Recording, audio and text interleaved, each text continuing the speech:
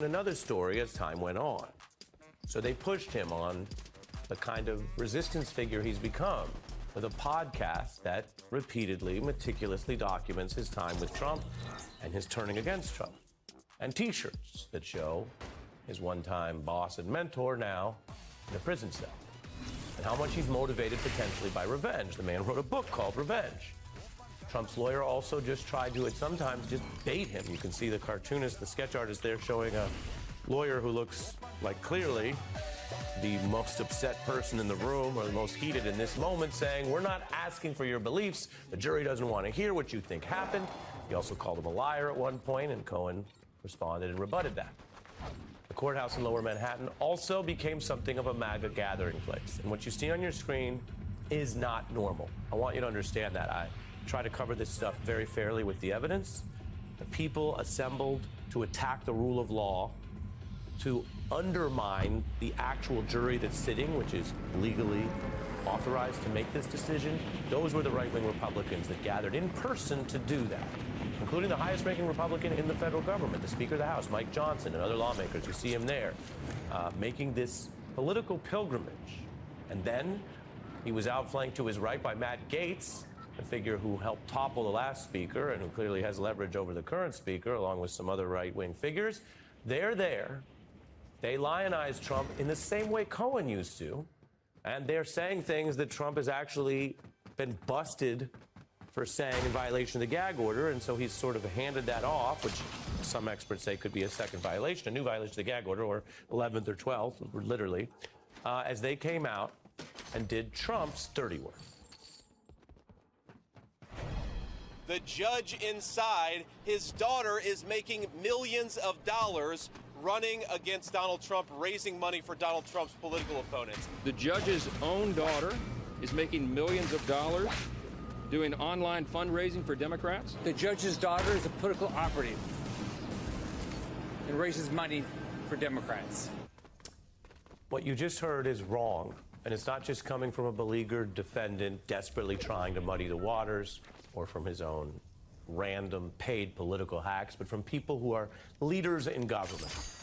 If you've been watching our special coverage, you may have noticed that we at MSNBC are trying very hard to cover this very historic trial fairly. You'll see on people from both sides. You'll see independent legal experts. You'll see people say things about the trial where some people might get mad, but don't shoot the messenger. We're just telling you how the trial is going. There's no two sides, though, to what you just heard there. A, it might be a gag order violation if, as one reporter said, Donald Trump was publicly, personally writing those lines, because it's a violation of the gag order to instruct others, on behalf of the defendant, to attack family members, children of the judge, as it should be. But second, and more widely, I want to be clear. Those officials have every right to attend the trial, to observe it, have every right to weigh in on it to some degree. But they have systematically, several of them I just played for you and several others who've come to town, they haven't just done that. They have undermined the rule of law in advance, before this jury even hears the case. They have contributed to an environment where if they don't get the result they want, they will say, oh, we've already been attacking this court. And if they do, it's entirely possible that the defendant could be acquitted or have a hung jury and thus not be convicted. Then they'll just move right along without any apparent care for the system of government that they're in. Remember, they're not just random commentators. They are members of the government, which has three branches, and this is one of them. And it is the judicial branch that is supposed to be respected precisely because it is the less partisan branch. It doesn't just do press releases. We haven't heard the DA respond to any of those politicians, let alone the judge. And yet, these people who know how it works are undermining it. When I say it's not normal, I mean it's not normal and it's not done. We have had a tradition of presidents in both parties. It's changed recently with the one who's on trial, but a tradition of saying, we'll wait to hear what the jury decides, and we will respect the ruling, the decision of the jury, just as you must respect Supreme Court rulings, because otherwise the whole system crumbles and you don't have a rule of law democracy anymore. So while this may look like a Trump, anti-Trump thing, it's actually a much larger problem. And I promise you, if folks show up at Democrat Bob Menendez's corruption trial and do the same thing, I will tell you about it. So far, we haven't seen that happen. In fact, we haven't seen prominent Democratic politicians go there. I say that as a matter of fact. We can't do false equivalence when there's no equivalence for the underlying situation. We have to be careful at a time where people have already attacked the last peaceful transfer of power and that election, which had no real question about the winner. The current president won by 3 states. The Supreme Court didn't take any appeals. There were none strong enough to even hear, let alone overturn the results.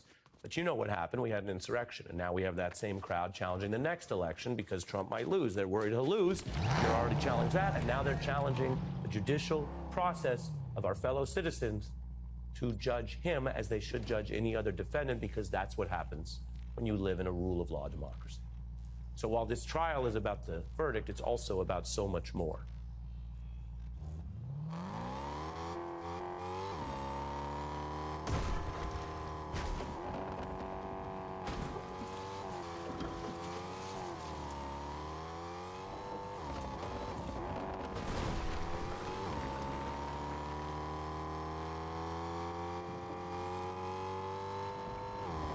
But we start right here in New York City, where a lunch break just began after a pretty wild morning at Trump's trial. It's the former president accused of a crime, but today's proceedings have been focused squarely on his former fixer, Michael Cohen, his credibility, his likability, and the lengths he went to protect his boss as Election Day 2016 approached. Cohen hasn't even taken the stand, but his name has already come up more than 1,000 times at this trial so far. I want to bring in NBC's Yasmin Vasugian, who's outside the courthouse. Paul Butler is a former federal prosecutor, Georgetown law professor, and an MSNBC legal analyst. Jim Messina served as White House deputy chief of staff under President Obama and led his 2012 re-election campaign. And Danny Savalos joins me here in studio. He's a criminal defense attorney and an MSNBC legal analyst. There is so much to get to, Danny. It's been Keith Davidson on the stand, right? But the focus keeps coming back again and again and again to Michael Cohen 1,000 times. He's been name-checked in this trial. A lot of what we heard hasn't been flattering, but is that actually part of the state's strategy here?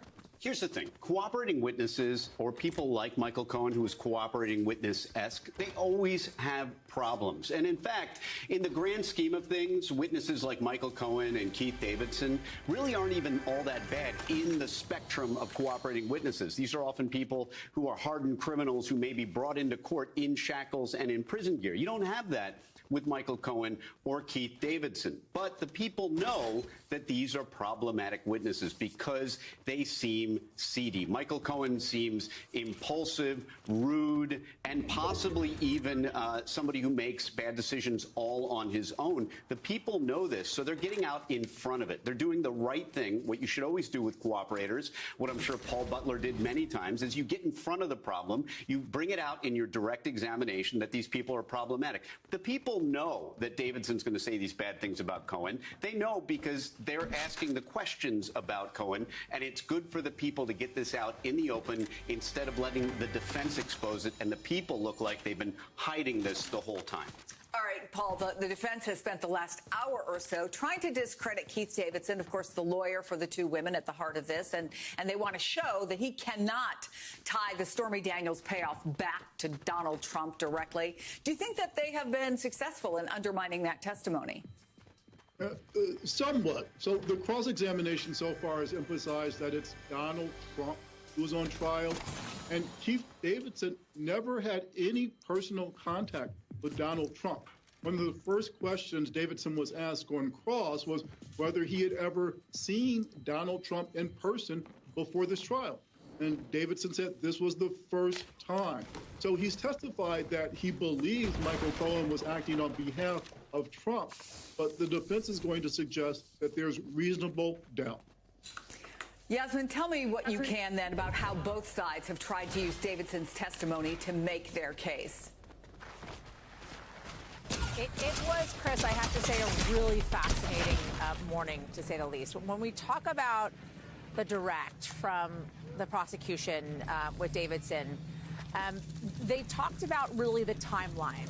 They talked about the pseudonyms that were used, right? The loyalty for Michael Cohen, his fervent kind of commitment to making sure this deal went through, his loyalty to Donald Trump, in communications with Davidson and making sure the payoff went through, but then also his difficulties in communicating with Davidson and Dylan Howard having to act as an intermediary or a mediator because Michael Cohen was becoming so difficult to to communicate with, and Davidson felt as if he was not being truthful with him about why it was they were trying to delay the payment. And we know allegations have been made that it was Donald Trump, in fact, who wanted to delay the payments until after the election, depending on whether or not he won or lost that election.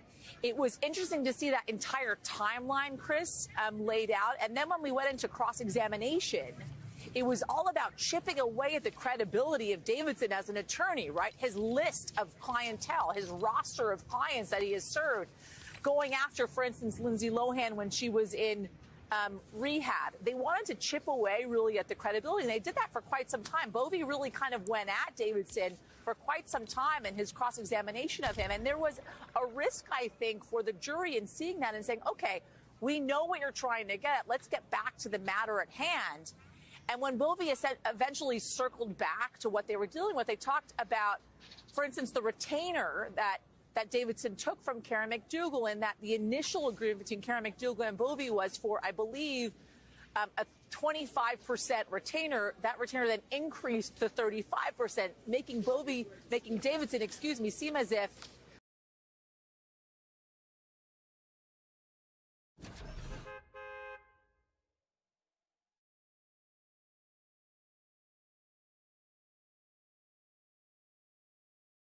Traveled to the Del Rio sector of Texas. That's where I spoke to a woman who shared her story with me.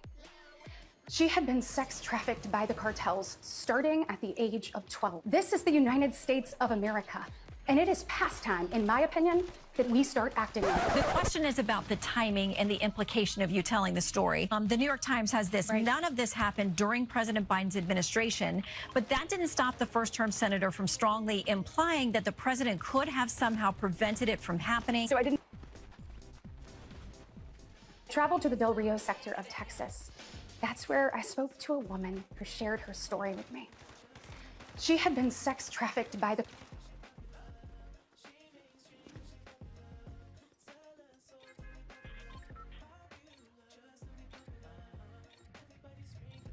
President Trump denied claims that he uses racial slurs in private. And in Trump's defense, I think a lot of times people just assume Trump is being racist because the way he says any word makes it sound like a racial slur. Take a listen to these. Puerto Rico. Jewish people. The media. Mexican.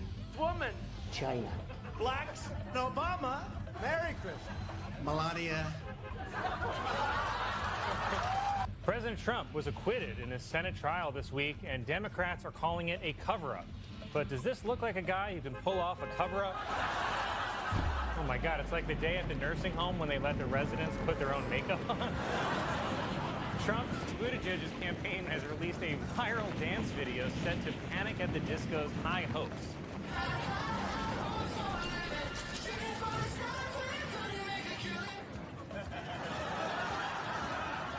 It's all part of Mayor Pete's strategy to get a negative percentage of the black vote. A teacher resigned after she talked in class about programming robots to shoot and kill students.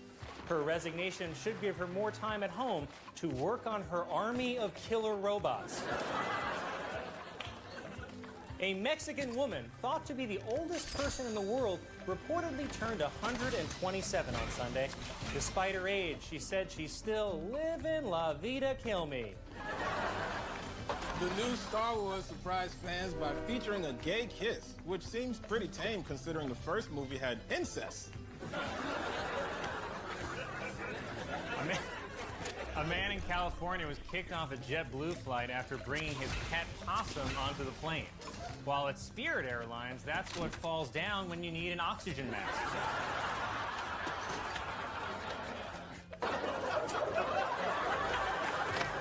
Well, archaeologists in Egypt have discovered a 2,000-year-old gymnasium, which featured a workout room, a racetrack, and based on my experience in gyms, the remains of an old man blow-drying his testicles. The New York Daily News published an editorial calling for New York to legalize marijuana, saying that the current laws primarily hurt people of color. But since it is the Daily News, the headline read, "Pot cigs catch nigs." I'm worried about this one now. An auction of Nazi memorabilia was held, which featured items such as Hitler's top hat and Eva Braun's dress. And it's tough to auction off Nazi memorabilia because everyone always looks like they're bidding. Thank you. Some applause. I liked it. Negative gender stereotypes keeps boys from reading. And I was going to read more on this study, but what am I, gay?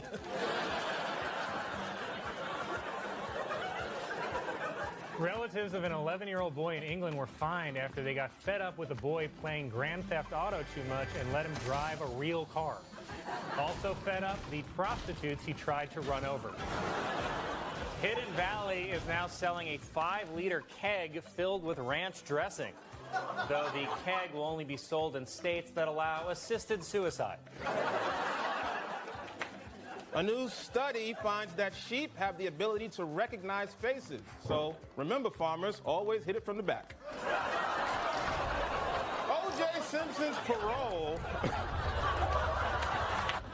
IHOP has opened a new casual version of their restaurant called Flipped. Because who hasn't walked into a regular IHOP and thought, this is way too formal? The group 1 Million Moms is boycotting the Hallmark Channel for airing a commercial featuring a same-sex couple getting married and kissing. Ladies, relax. If your kid is watching the Hallmark Channel, he already gay as hell. Congress has passed a temporary extension that will prevent a government shutdown this weekend. So for now, a government shutdown is just when a woman tells a senator to pull his pants back up.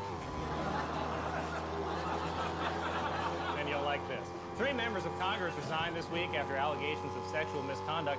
And you know what that means. Time to open 3 more doors on our sexual harassment-themed Advent calendar. A popular porn website has suffered a massive data breach that exposed users' identities and credit card numbers.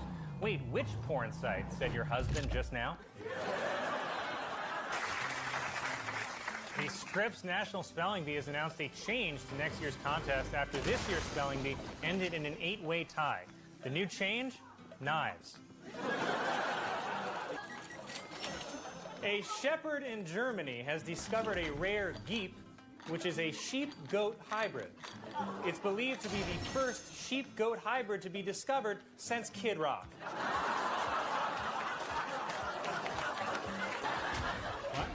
I mean, if I were trying to prove the superiority of the Aryan race, I wouldn't use Stephen Miller's face. I'd use yours. Yeah, you don't have to make that point. Don, do a split screen of Colin and Stephen Miller for 1 second. You don't have to do that. Okay, now, audience, by a round of applause, who do you think Hitler would want to be friends with?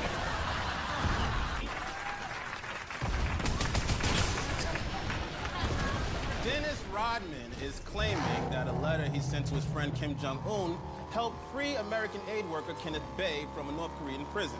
The letter read simply, Bae, free Bae, love Bae. MTV has launched a spin-off of its hit Jersey Shore series set on the coast of Alabama and Florida called Florabama Shore, where the cast members can contract gonorrhea. A mom in Wisconsin told police that she found a packet of meth in her child's Halloween candy, right after police asked her why she was raking the leaves naked at midnight.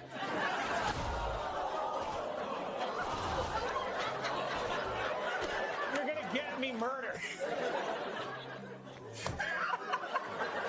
Well, this is a terrible transition. This week, Alabama passed a near-total ban on abortion. According to a new report, in 257 years, women around the world will be paid the same as men. So stop complaining. In a recent commercial, Planters Peanuts announced that the company mascot, Mr. Peanut, has died. In accordance with his wishes, he has been cremated. The New York City Commission on Monuments has decided that statues of controversial historical figures such as Christopher Columbus will not be torn down because it's just not what we care about this week. General Motors announced that it's making a line of self-driving cars that has no steering wheel, no gas or brake pedals, no windows, and it's a coffin. A British cafe has introduced a new breakfast called the Hibernator, which is 8,000 calories and contains bacon, sausage, cheese omelets, waffles, toast, black pudding, and beans. And if you're able to finish the entire thing, they'll even make a plaque with your name on it.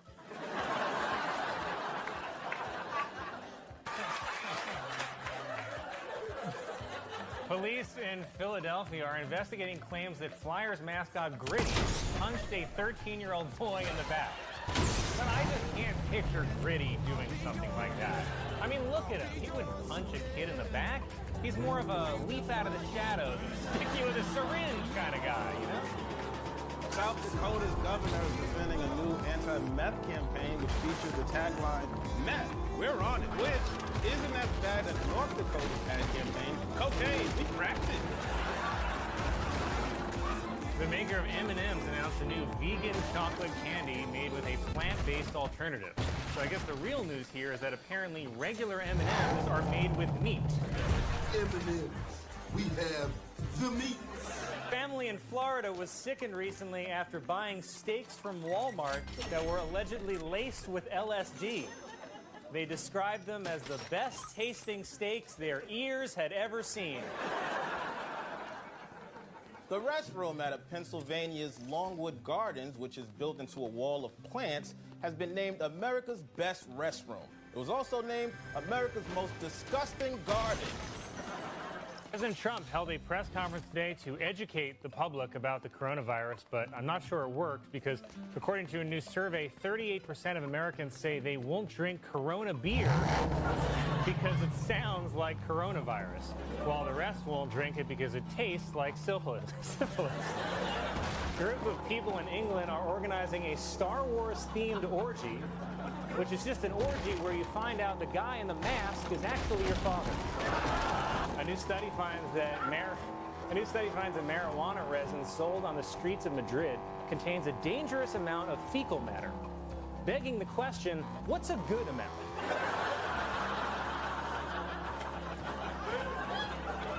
A new plane that features windows in the bathroom. Unfortunately, they face into the cabin. We have a tradition where Che and I give each other jokes to read. Oh, yes. That's true. We're making each other read jokes live on air that the other person has never seen before. Yeah, fun, harmless, inoffensive jokes, right, Che? Yeah, man. Why don't you go first, though?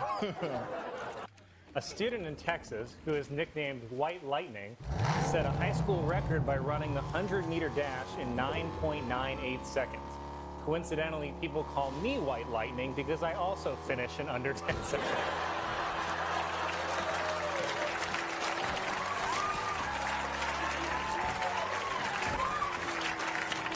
Doctors in Iowa have confirmed a dog disease that can be passed on to humans. Fine, I'll wear a condom.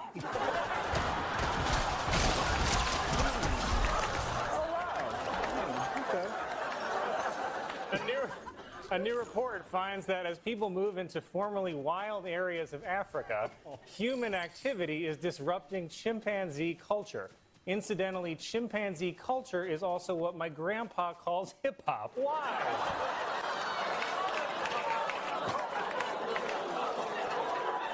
Whoa. I wouldn't have said that. Pope Francis ended a Vatican summit by promising the Catholic Church would confront the clergy sex abuse head on instead of their usual way, face down, ass up.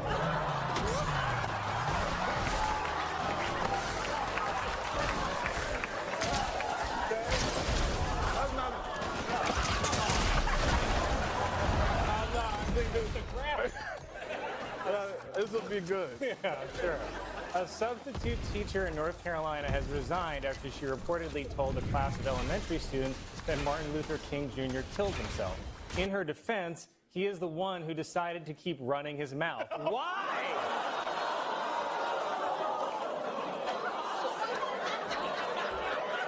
You're gonna get me murdered. Recent polls show that Pete Buttigieg has only 4% support among African Americans. But that'll change once Pete announces his running mate, the Popeyes chicken sandwich.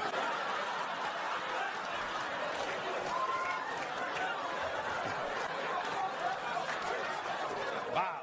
A new interview with England's Prince Andrew is being called a total disaster after he said his friend Jeffrey Epstein conducted himself in a manner unbecoming.